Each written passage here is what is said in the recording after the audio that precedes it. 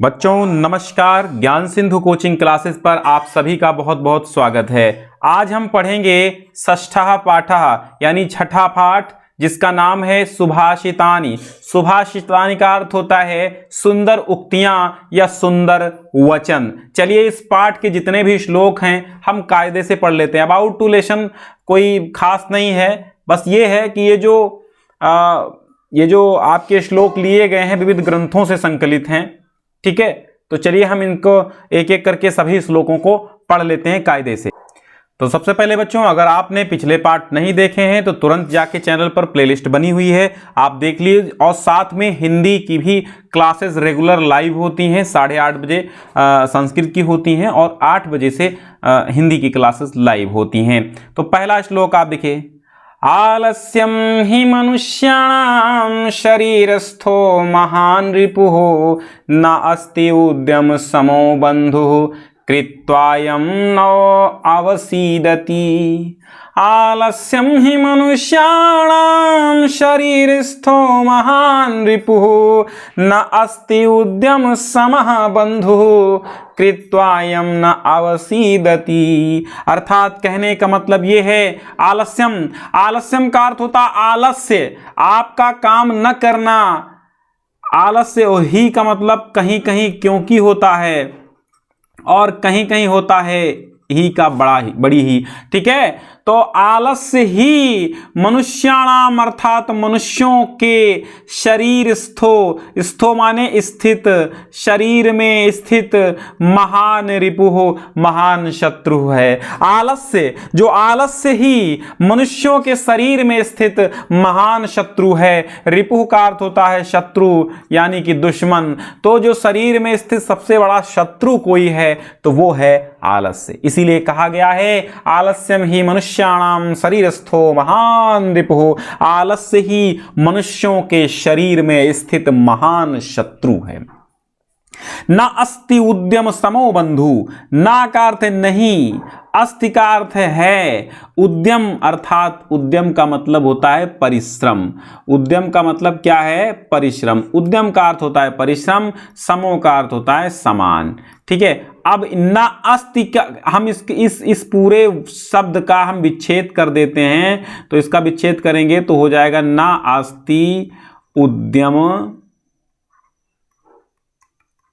समः। ठीक है, ना अस्ति उद्यम समः बंधु। ना मतलब नहीं, अस्ति माने है उद्यम अर्थात परिश्रम, समा माने समान। और परिश्रम यानी उद्योग धंधे या उद्यम के समान।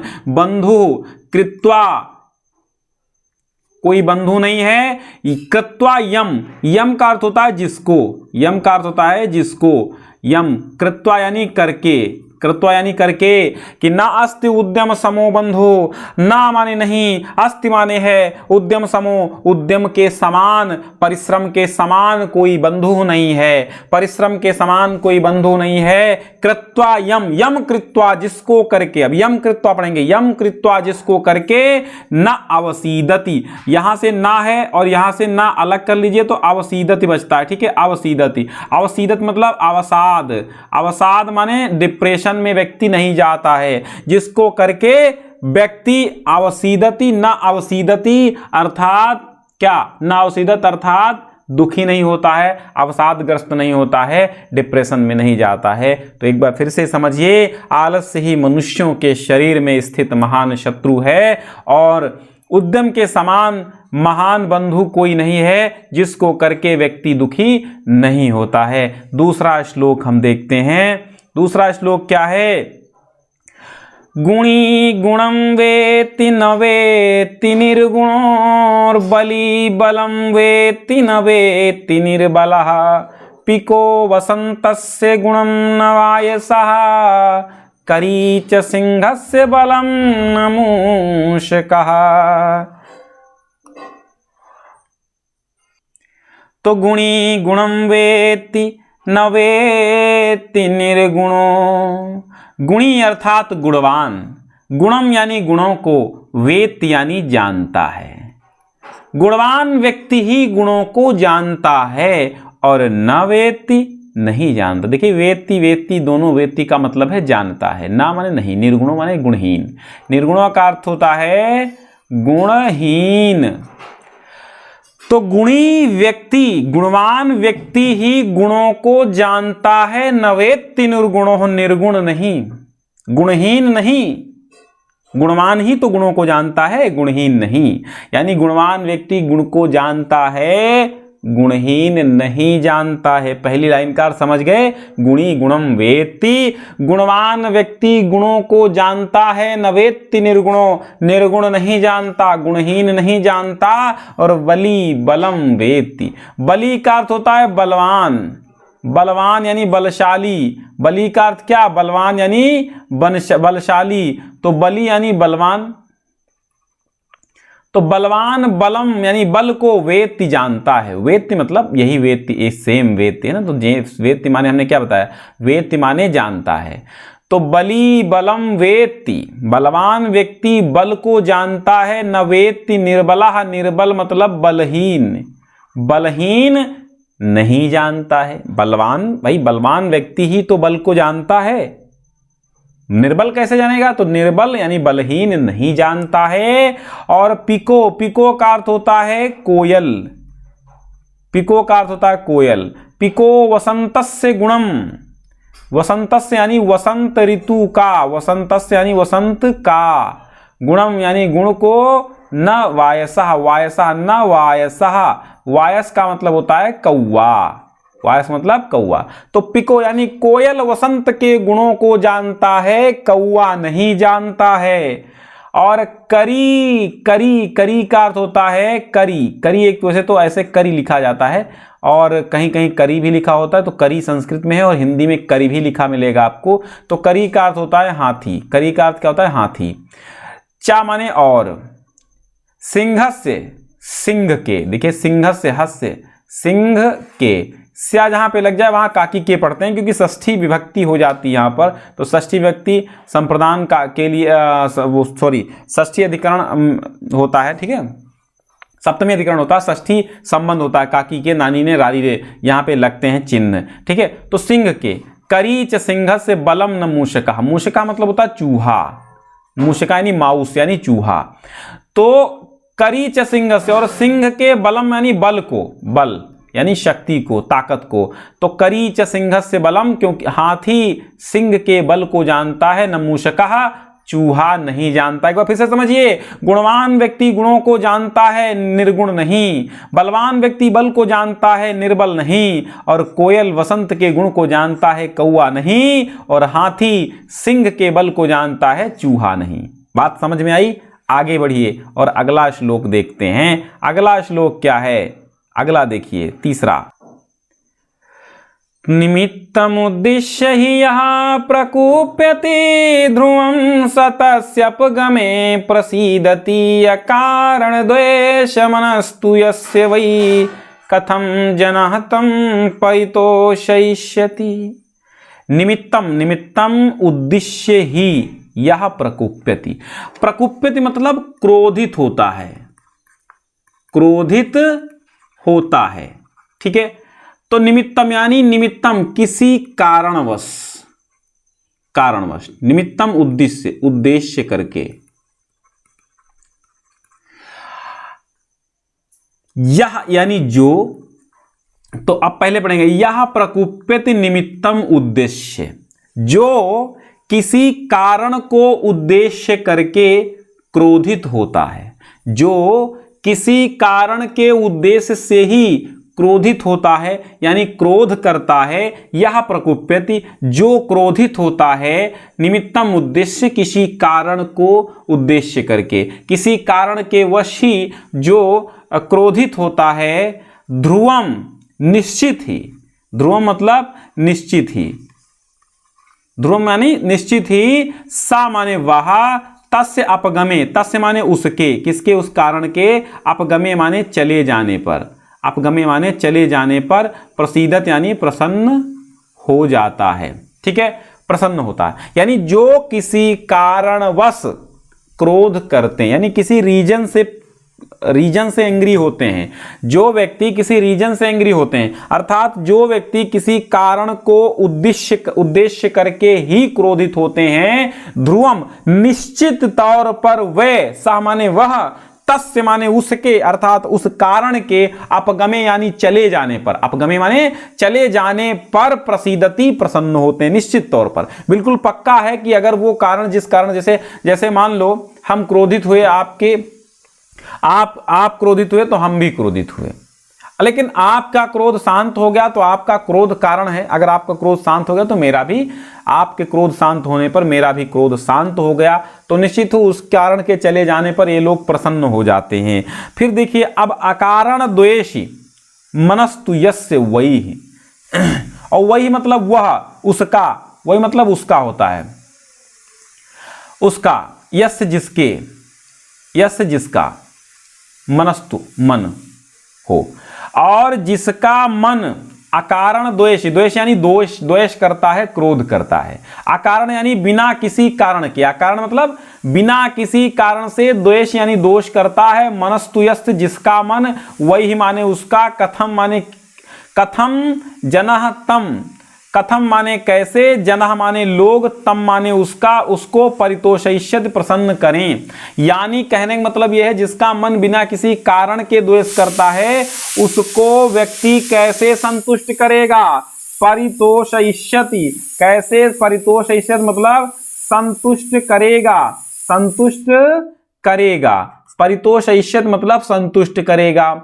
यानी जो किसी कारण को उद्देश्य करके ही क्रोध करते हैं, निश्चित ही उस कारण के चले जाने पर वह प्रसन्न हो जाते हैं, और बिना किसी कारण के ही द्वेष करते हैं, जिनके मन में बिना किसी कारण के ही द्वेष उत्पन्न होता है, उनको किस प्रकार लोग उसको किस प्रकार लोगों के द्वारा वो किस प्रकार परितोषयिष्यत, अर्थात लोग उसको किस प्रकार संतुष्ट करेंगे, प्रसन्न करेंगे, यानी बिना किसी अकारण ही क्रोधित होने वाले व्यक्ति मूर्ख होते हैं, उनको कोई खुश नहीं कर सकता भैया। उदीरितो अर्था पशुना पिगृह्यते, हयाश्च नागाश्च वहन्ति बोधिताः, अनुक्तमपि औहति पंडितो जना, परेंगित ज्ञान फला ही बुद्धयः।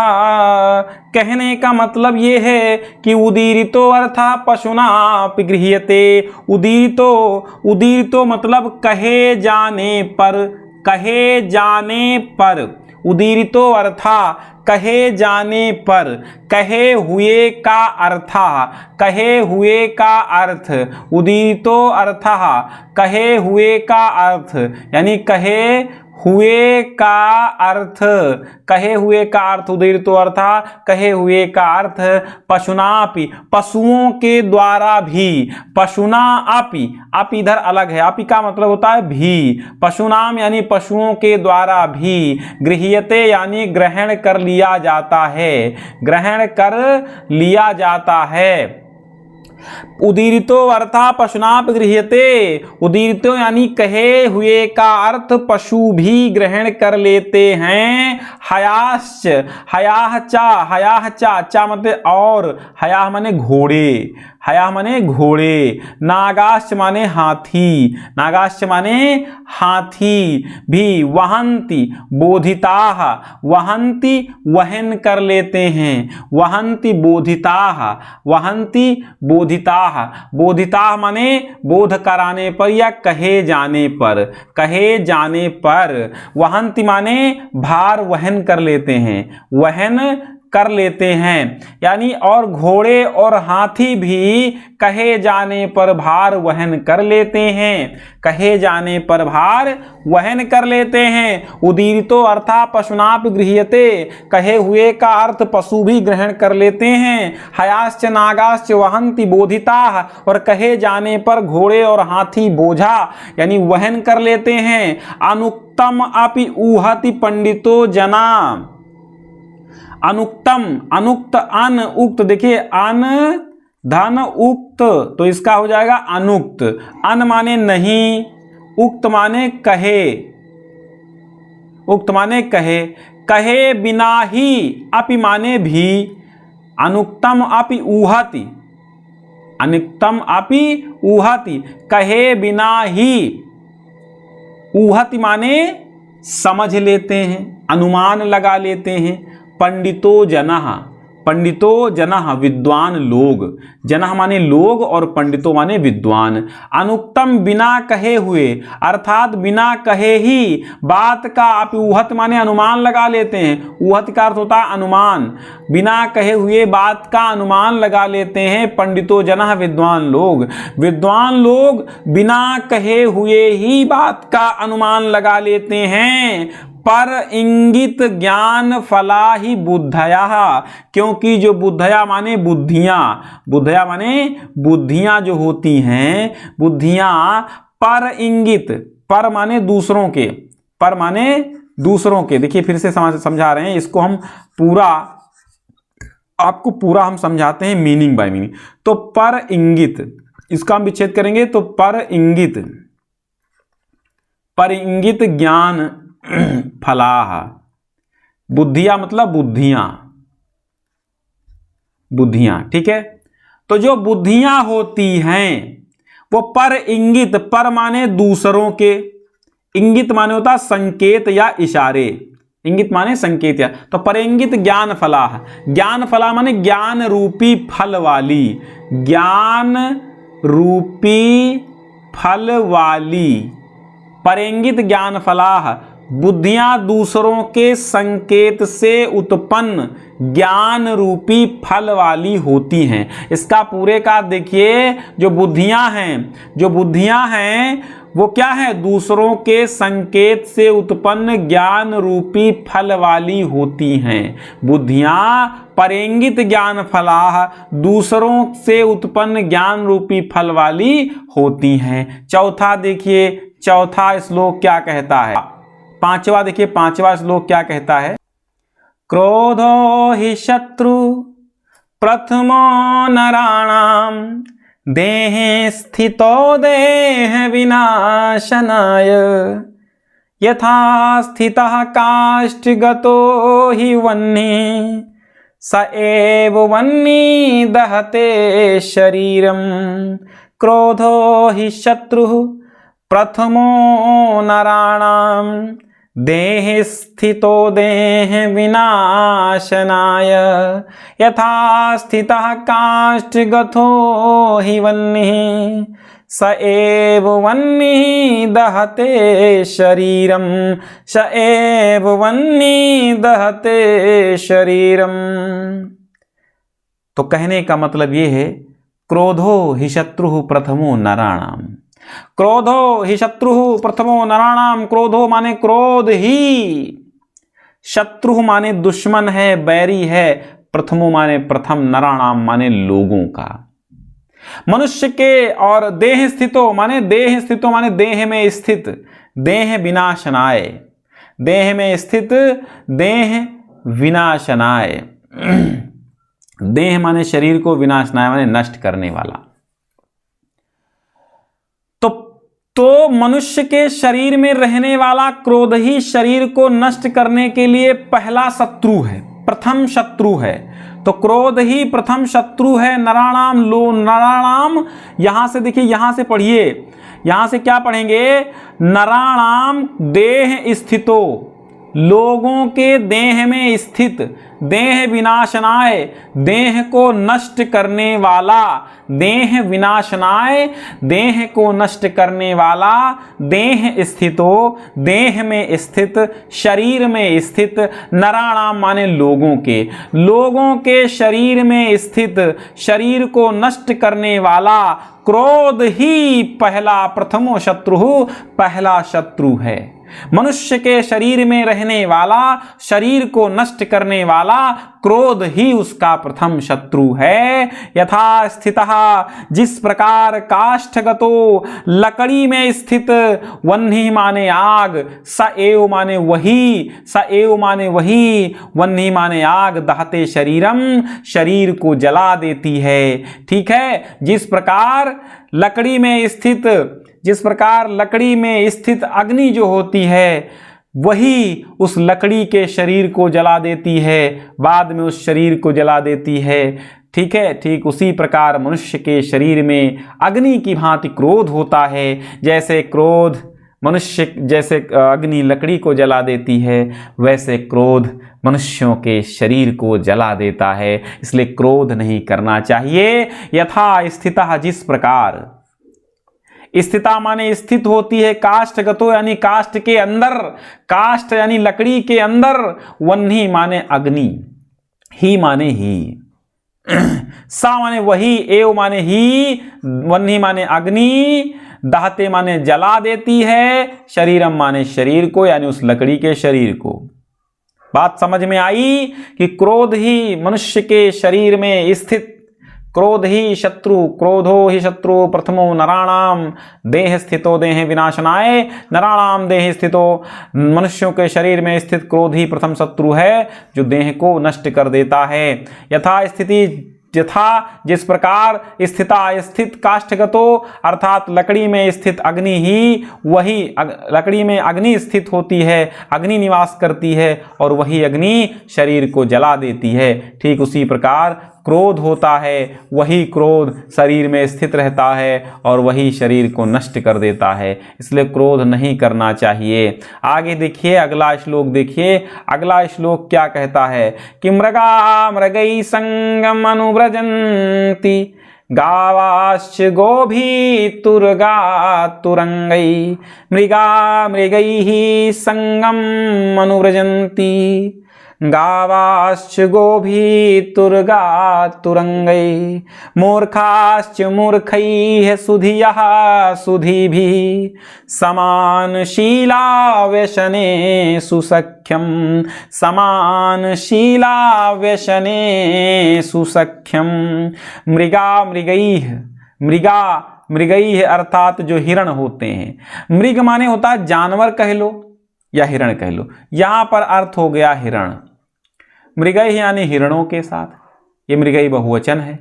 तो मृगा अर्थात जो हिरण होते हैं वह हिरणों के संगम अनुव्रजंत, अनुव्रजंत माने चलते हैं पीछे पीछे, अनुव्रजंत का अर्थ होता है पीछे पीछे चलना, पीछे पीछे चलना।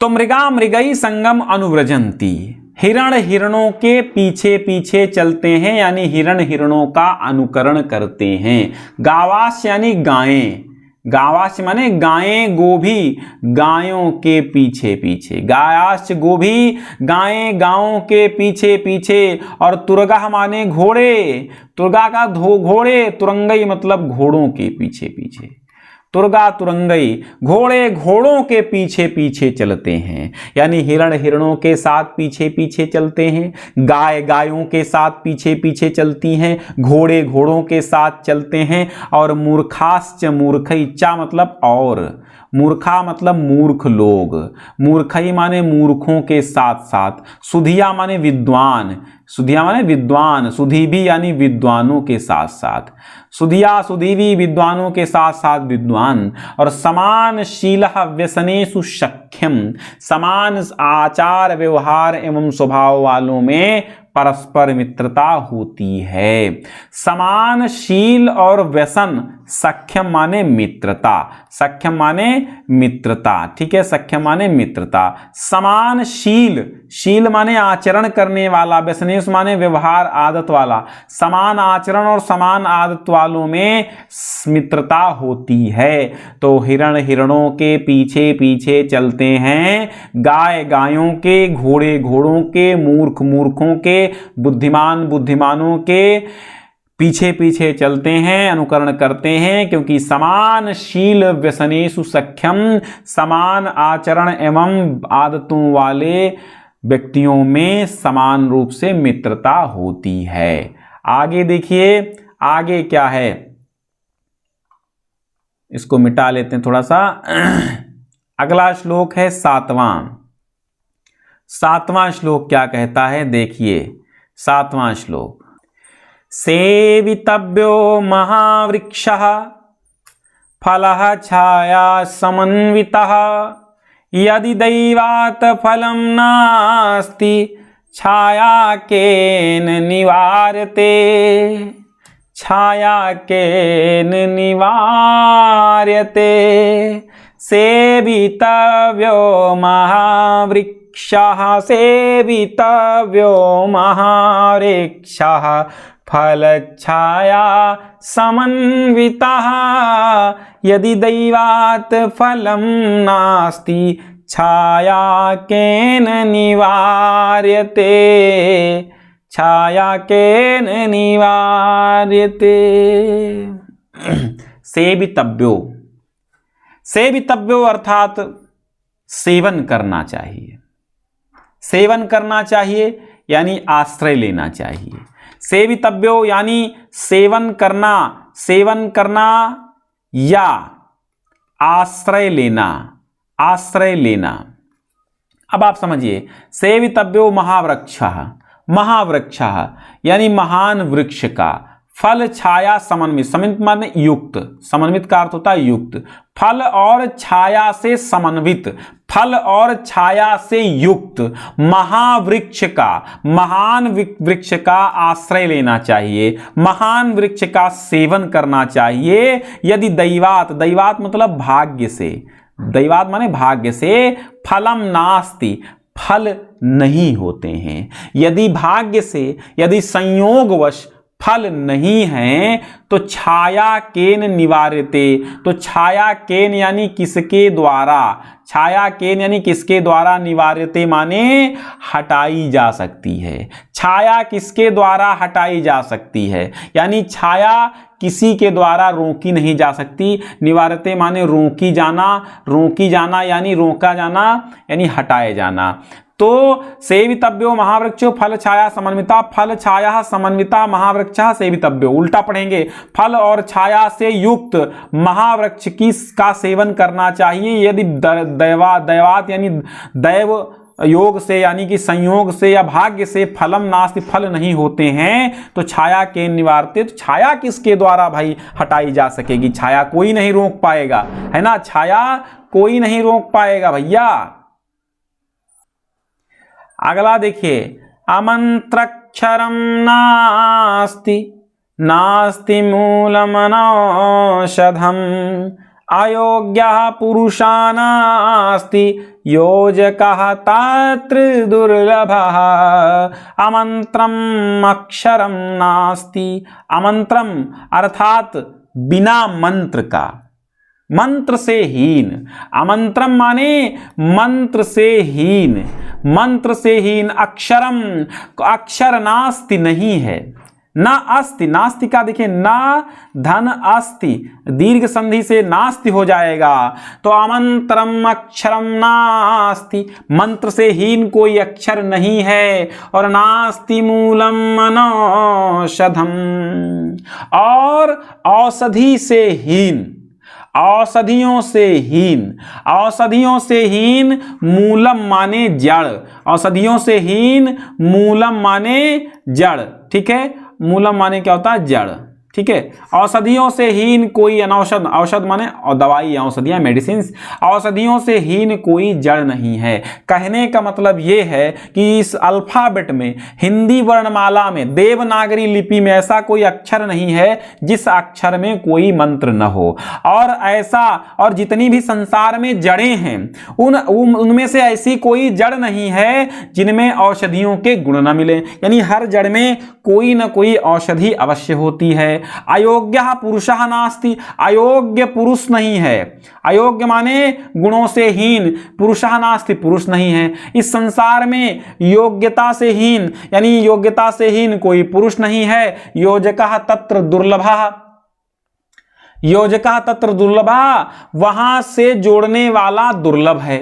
योजकः मतलब जोड़ने वाला, योजका मतलब जोड़ने वाला, तत्र माने वहां से, वहां से जोड़ने वाला, दुर्लभा दुर्लभ है, योजका तत्र दुर्लभा, वहां से जोड़ने वाला दुर्लभ है, ठीक है, यानी वहां से व्यक्तियों एवं वस्तुओं से जोड़ने वाला दुर्लभ है। भैया इस संसार में कोई भी अक्षर मंत्र से हीन नहीं है, कोई भी जड़ औषधि से हीन नहीं है, कोई भी पुरुष योग्यता से हीन नहीं है, बस योजका तत्र दुर्लभा, जोड़ने वाला दुर्लभ है। यानी वहां से जोड़ने वाला दुर्लभ है, यानी इस बात को समझने वाला दुर्लभ है, बाकी सब सही है, बाकी कोई टेंशन नहीं है ना। चलिए समझ में आ गया होगा तो लाइक कर देना और शेयर कर देना, अपने दोस्तों में प्रसाद की तरह बांट दो यार। आप किसी का भला करेंगे तो आपका भी कोई भला करेगा, तो आप बांटते रहिए। संपत्तौ च विपत्तौ च महतामेक रूपता, उदेति सविता ताम्रम ताम्रम में वस्तमेति चा। अब इसको थोड़ा सा मॉडिफाई किया गया सीबीएसई में। संपत्तौ च विपत्तौ च महतामेक रूपता, उदे सविता रक्तो रक्ता चास्तमये तथा। संपत्तौ अर्थात सुख में, संपत्तौ यानी सुख में, विपत्तौ यानी दुख में, महताम यानी महान लोग एक रूपता, एक समान रूप वाले होते हैं। संपत्तौ च विपत्तौ च, संपत्ति और विपत्ति में, धनवान होने पर यानी धनहीन होने पर, चाहे धनवान हो, गरीब हो, चाहे अमीर हो, परंतु जो महान लोग होते हैं वो एक समान रहते हैं, एक समान रहते हैं। उदय जैसे, तथा, तथा माने जैसे, जैसे उदय सविता, सविता मतलब सूर्य, आप सूर्य देखते ना प्रातः का लाल लाल उदित होता है, रक्तो माने लाल होता है, और रक्तम माने लाल, अस्तमय यानी अस्त होने पर, तथा उदय माने उदित होने पर, सूर्य जैसे उदित होने पर सूर्य लाल होता है और अस्त होने पर भी लाल होता है, यानी दोनों स्थितियों में रंग लाल होता है। यही स्थिति मनुष्य की भी है। मनुष्य जब पैदा होता है तो उसके मुंह में दांत नहीं होते हैं, वो चल नहीं सकता, और जब मनुष्य मरने को होता है तो उसके मुंह में दांत नहीं होते हैं, वो चल नहीं सकता है, और उसके सिर में गंजा हो जाता है। बच्चा जब पैदा होता है तो उसके सिर में भी गंजा होता है। इसलिए जिसका उदय जिस प्रकार हुआ है उसका अस्त भी उसी प्रकार होगा। ये दुनिया गोल है, हम जहां से चलते हैं वहीं फिर आ जाते हैं बच्चों। इसलिए विचित्रे खलु संसारे नास्ति किंचिन निरर्थकम, अश्वः चेद धावने वीरः भारस्य वहने खरः। यानी संपत्तौ च विपत्तौ, मैंने ये बढ़ाया आपको, ये पढ़ाया कि संपत्ति और विपत्ति में महान लोग एक समान रहते हैं, चाहे जितना दुखों का पहाड़ आ जाए, चाहे जितना सुख आ जाए, जो महान लोग होते हैं वो समान रहते हैं। जिस प्रकार सूर्य उदित होने पर लाल होता है और अस्त होने पर भी लाल हो जाता है। तो विचित्रे खलु माने निश्चय ही, विचित्रे माने विचित्रे, संसारे माने संसार में, विचित्रे माने विचित्र, संसारे माने संसार में, नास्ति माने नहीं है, किंचित माने कोई भी चीज या कुछ भी, कोई या कुछ, किंचित का तो कोई कुछ, निरर्थकम माने निरर्थक, अर्थहीन, अर्थहीन, इसको कहते हैं निरर्थक। इस विचित्र संसार में, इस विचित्र संसार में कुछ भी निरर्थक नहीं है। विचित्रे खलु संसारे, इस निश्चित ही इस विचित्र संसार में कुछ भी निरर्थक नहीं है। अश्वः, अश्वः मतलब घोड़े, अश्वः चेत, चेत मतलब यदि, धावने माने दौड़ने में, धावने मीन्स दौड़ने में, धावने मीन्स दौड़ने में, दौड़ने में, वीरः माने वीर होते हैं। तो भारस्य माने भार वहन करने में, वहने मतलब वहन करने में, ढोने में, वहन करना यानी ढोना, खरः माने गधा। यदि घोड़े भार ढोने, घोड़े दौड़ने में वीर होते हैं तो गधा भी भार ढोने में वीर होता है, गधा भी भार ढोने में सक्षम होता, समर्थ होता है। यदि घोड़ा दौड़ने में वीर है तो गधा भार ढोने में वीर है। यानी हर इस संसार में हर व्यक्ति श्रेष्ठ है। इस संसार में ऐसा कोई भी व्यक्ति नहीं है जो श्रेष्ठ न हो। इस संसार में सारे व्यक्ति श्रेष्ठ हैं। जो काम चींटी कर सकती है वो हाथी नहीं कर सकता। जिस बिल में चूहा जा सकता है उस बिल में शेर नहीं जा सकता। इसलिए चूहा अपनी जगह श्रेष्ठ है और शेर अपनी जगह श्रेष्ठ है। बच्चों प्लेलिस्ट बनी हुई है, मेहनत करते रहिए, एक अच्छा मुकाम हासिल कर लीजिए। प्लेलिस्ट बनी हुई है हिंदी की भी, संस्कृत की भी, पढ़ना न भूलिए। डेली लाइव क्लासेस चलती हैं, इसलिए सब्सक्राइब कर लीजिएगा, दोस्तों में बांट दीजिएगा। बहुत बहुत धन्यवाद आज जुड़ने के लिए। पिछले 5 पाठ आप पढ़ लीजिए, 10 पाठ आपको पढ़ने हैं, यह छठा पाठ है, 4 पाठ बचे हैं, 4 दिनों में पूरे हो जाएंगे। फिर आपके अभ्यास प्रश्न सब सब कुछ कराएंगे हम, पूरी तैयारी आपको हो जाएगी। बहुत बहुत धन्यवाद, शुक्रिया।